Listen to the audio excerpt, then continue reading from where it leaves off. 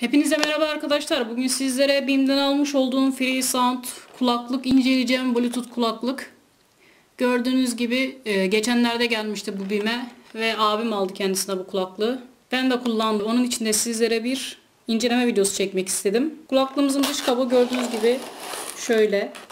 Kulaklığımızın arka tarafında bakın ayarlanabilir kafa bandı yazıyor. Katlanabilir tasarım diyor. Ses önleyici yastık kulaklıklar diyor. Hibrit teknolojisiyle işte üretildi diyor. İster kablosuz ister aux kablosu ile kullanabiliyorsunuz diyor. Teknik özelliklerine baktığımızda Bluetooth 5.0'ı kullanıyormuş. 250 amperlik bir bataryası var, şarj edilebilir. 40 mm hoparlör çapı varmış ve 6 saate kadar müzik dinleme keyfi diyor. Gerçekten de bu 6 saat aslında yalan değil arkadaşlar. Yaklaşık 5-6 saat gerçekten müzik dinleyebiliyorsunuz. Şarjı fena değil yani, güzel gidiyor.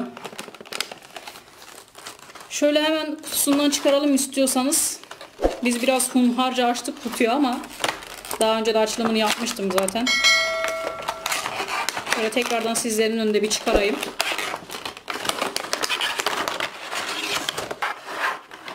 Yani içerisinde yaklaşık olarak şu şekilde geliyordu. Kablolar tabii biz kullandığımız için geri böyle bir soktum içine yani. İçerisinden bir adet de böyle kullanım kılavuzu çıkıyor. Bu tabii ki her zamanki gibi önemsiz ve gereksiz okumadığımız kılavuzlardan. Burada bir aux kablomuz var.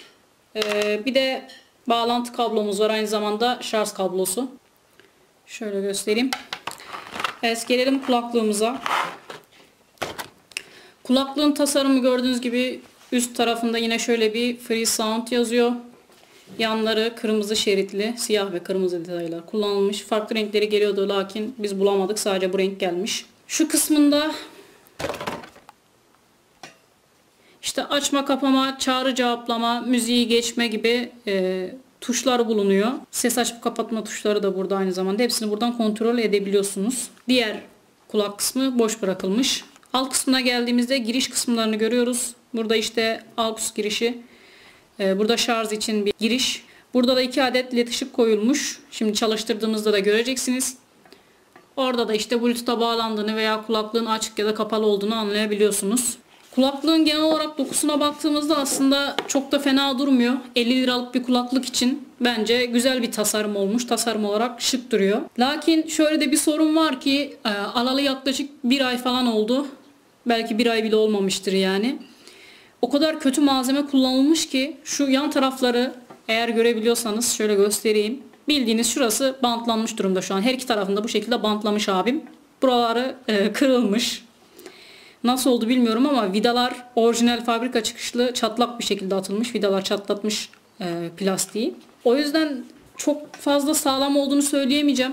Aslında alırken ben çok daha kaliteli ve güzel bir kulaklık hayal ettim ama bu şekilde sorunlar yaşadıktan sonra açıkçası çok da memnun kalmadım. Ha, ses kalitesi derseniz ses kalitesi olarak mükemmel. 50 liralık bir kulaklıktan alabileceğiniz en iyi ses kalitesi diyebilirim. Bu kadar iddialı yani. Ama malzeme kalitesi olarak çok kötü malzemeler kullanılmış. Kalitesiz yani. Ayrıca bir de bu kulaklığın normal piyasada 120 liraya satılması. Diğer sitelerden de araştırdım. BİM'e 50 liraya gelmişti tabi. Yani 120 liralık bir kulaklık. Eğer bu kulaklığa 120 lira verirseniz çok pişman olursunuz. Malzeme kalitesi açısından, ses olarak yine bir şey demiyorum. Şöyle kulaklığın yanları yine ayarlanabilir. Şu şekilde uzatabiliyorsunuz. Böyle uzayabiliyor. Buralar gayet esnek. Tamamen içe falan bükebiliyorsunuz şu uçlarını. Hemen şöyle sizlerle birlikte kulaklığımızı açalım. Açma tuşuna uzun süreli basılı tutuyoruz. Ufak da bir ses veriyor aslında kendisi açıldığına dair. Şöyle bakın, ışıkları da yanıp sönüyor açıldıktan sonra zaten. Hemen telefonumuzla bir bağlantı kurayım isterseniz. Evet, bağlantımızı kurduk. Bağlantı kurmadan önce dikkat ettiyseniz ışıklarımız yanıp sönüyordu. Bağlantı kurduktan sonra gördüğünüz gibi ışık yanıp sönmez oluyor. Tek mavi bir ışığa düşüyor. Sesi gelir mi bilmiyorum ama isterseniz hemen şuradan bir müzik açayım size. Kamerama da yaklaştırayım kulaklığımı, belki sesini duyabilirsiniz. Bu arada bassları inanılmaz güzel yapılmış. Ben normalde JBL kulaklık kullanıyorum. JBL biliyorsunuz hani basa önem veren ve güzel yapan bir marka. JBL kullanıcısı olarak çok fazla bir eksiklik hissetmedim bas kısmında. Tizler için bir şey demiyorum tabi. Ama genel olarak bence 50 liralık bir kulaklık için sesi gayet güzel. Hem bası hem tizi yani kıvamında olmuş. Tam güzel bir şekilde yapmışlar. Evet, seslerini fullledim. Şöyle eğer duyabilirseniz yakınlaştırayım size.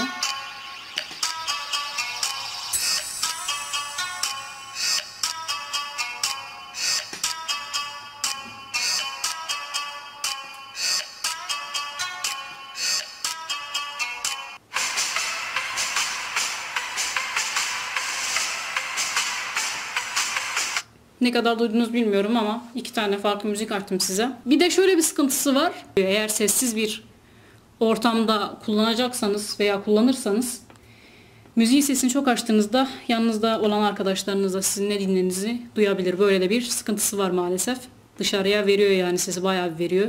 Kulaklığımız genel olarak böyle, yani ne memnun kaldım ne kalmadım, ikisinin ortasındayım. Malzeme kalitesi olarak hiç memnun kalmadım. Ses kalitesi olarak da memnun kaldım diyebilirim. Yani BİM'den 50 liraya aldığım için aslında çok fazla üzülmedim. Ama atıyorum ben şunu normal piyasada 120 liraya almış olsaydım gerçekten çok üzülürdüm. Çünkü 120 liralık bir kulaklık değil bence. Tam da 50 liralık bir kulaklık, yani BİM doğru fiyata getirmiş diyebiliriz. Evet arkadaşlar, sizlere böyle bir inceleme videosu çekmek istedim. Umarım beğenmişsinizdir. Umarım faydalı olabilmişimdir. Kanalıma abone olup videoma yorum yapmayı unutmayın. Bana destek olursanız çok sevinirim. Hepinize iyi günler dilerim.